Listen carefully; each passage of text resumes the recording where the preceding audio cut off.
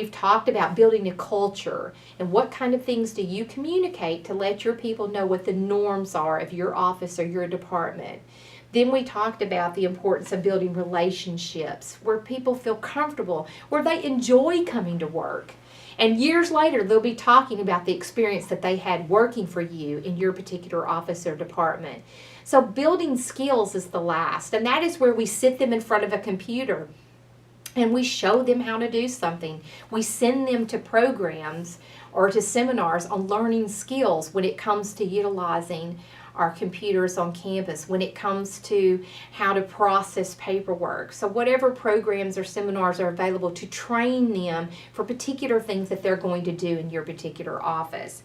In the handout, I've given you a couple of training models that I've found very, very helpful. The first one is the training technique model. And what I love about this is it's just that as you sit down and train an employee, there are just some things that you need to think about. First of all, think well of your trainee. Picture them just so excited to be there and so happy to learn all of this. Many times when we approach a training session, it's like, oh, they don't want to be here. I don't want to be here. Let's just get this over with.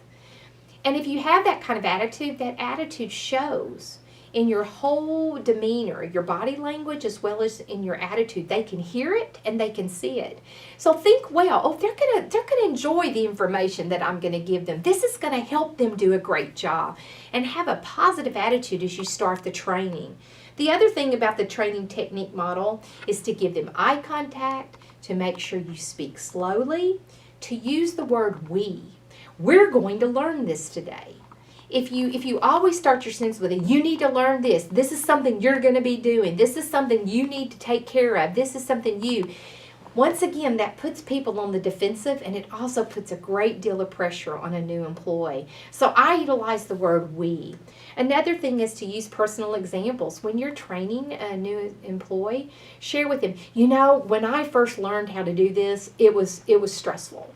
Or years ago when we first did this is how we did it. Now we've changed based on a suggestion that one of our student workers had.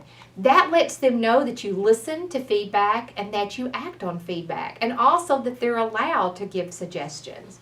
So it's important to use examples of former student workers, of things that you've learned over the years, so that they'll realize that this is real, that we're talking about people, and so that they'll feel more comfortable. And another thing about training with the training technique model is be yourself. If you mess up with how you explain or educate the student, tell them, you know, I'm sorry, I totally just messed this up. Let me redo this so that you'll understand. When you're vulnerable and allow yourself to admit mistakes in front of your students, what you're doing is creating an environment where they'll come do the same for you. They'll let you know when they've made a mistake. They'll let you know when they don't feel comfortable with something. And that's what you want. You want your student employees to come to you, because if they don't come to you, they'll either hide it or they'll just keep doing it wrong. And once again, that ultimately creates a problem for you as the supervisor. So be real with them. The other model that I have is really simple. It's called tell, show, and do. Tell them how to do the job, show them how to do the job, let them do the job. The important thing is when they do, make sure you're still available. Make sure that you're still around to answer any questions and to be there for them. And once again, when you do the tell, show, do or the training technique model, always follow up within 2 weeks and ask them, how's it going? What else do you need in order to do your job and do it well? I've also included the 9 principles of daily reinforcement.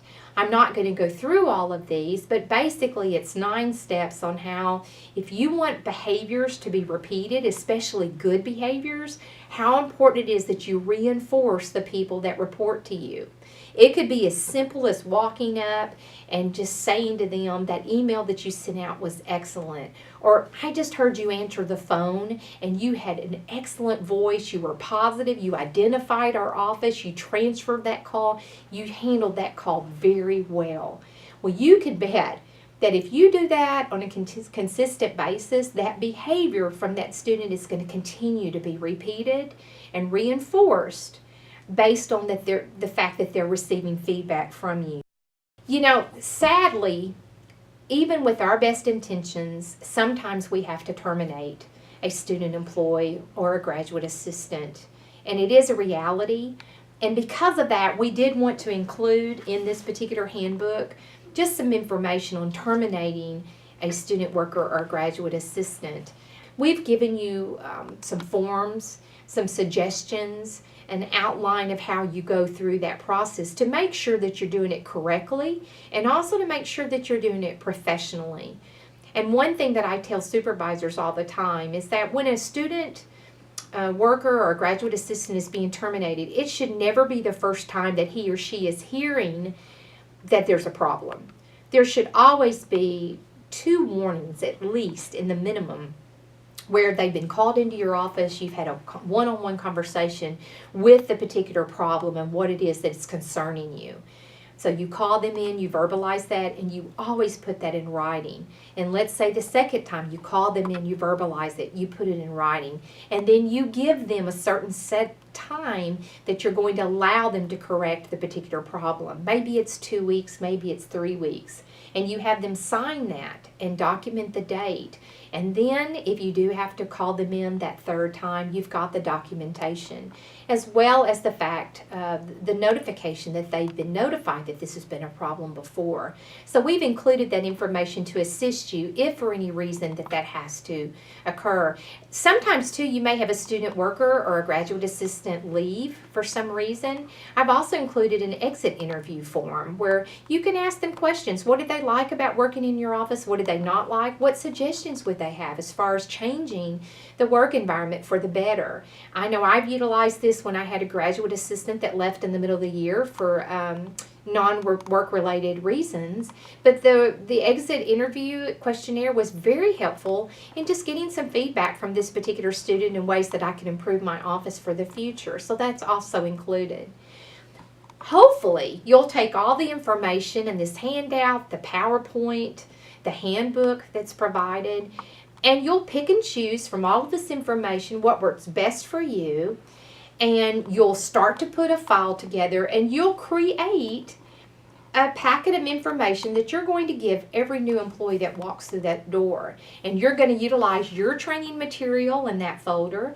You're going to utilize the BOLT program that's online for these students, which will complement what it is that you're giving them. And you're going to have employees that love working for you, that love working at the University of Central Arkansas, and enjoy contributing to your particular office or department. I want to close with this particular quote that I love. Success depends upon previous preparation, and without such preparation, there is sure to be failure. This is going to require work on your part. It's going to require you to be intentional and to be very focused on identifying what do your employees in your particular office or department need. And then based on those needs, pooling those resources together. I've done my best to give you as many resources as possible to make that much easier. And pooling those resources together so that when that new student employee walks through that door, whether they're a student worker or a graduate assistant, they will be inspired, they will be encouraged, and they will be excited about working in your particular area. I'm available at any time. If you just email Charlotte Strickland, just email me at training@uca.edu with any questions, with any concerns, with any requests. I'll be glad to respond to that and assist you in any way that I can. Thank you for your attention. I hope this has been helpful. And once again, you can email me training@uca.edu. My name is Charlotte Strickland, and I'll be glad to assist you with anything else to help you on the journey of being an excellent supervisor. Thank you.